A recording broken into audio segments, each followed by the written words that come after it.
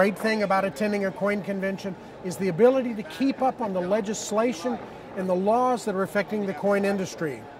We talked to Minnesota coin dealer Gary Adkins, who talked about some of the legislation that has recently affected the coin trading in Minnesota.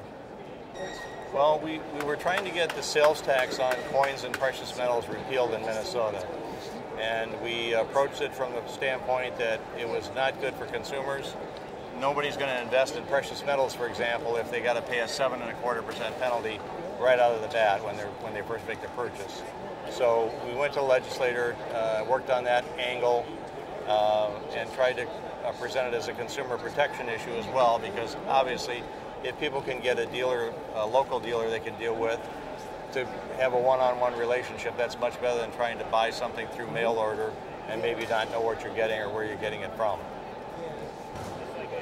What happened, and why did it happen? Well, we made it all the way to, it went through the House and the Senate and made it into the omnibus tax bill at the end of the year.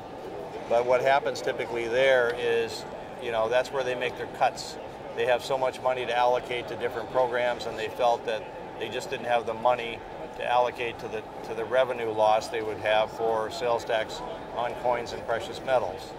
And we weren't able to convince them that that would be far outweighed by the number of jobs created and the business, keeping money in Minnesota, you know, having an opportunity to, say, bring a convention like the American Numismatic Association to Minnesota. They don't really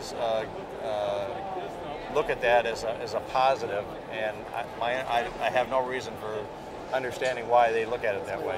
So what's going to happen to the state now? What's going to happen to the precious metals business in Minnesota? Well, most of it goes out of state because, you know, with the internet now, investors are, you know, it's very easy to find companies to do business with. And, you know, just a cautionary note there is that whoever you're doing business with, check them out thoroughly beforehand. And how should the rest of the country and the dealers in it take note of this so it doesn't happen to them?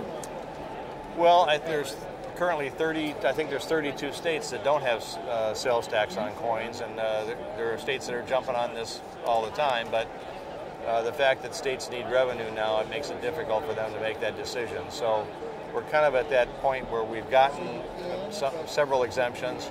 It's a little tougher to get those last few done, so it's going to be difficult.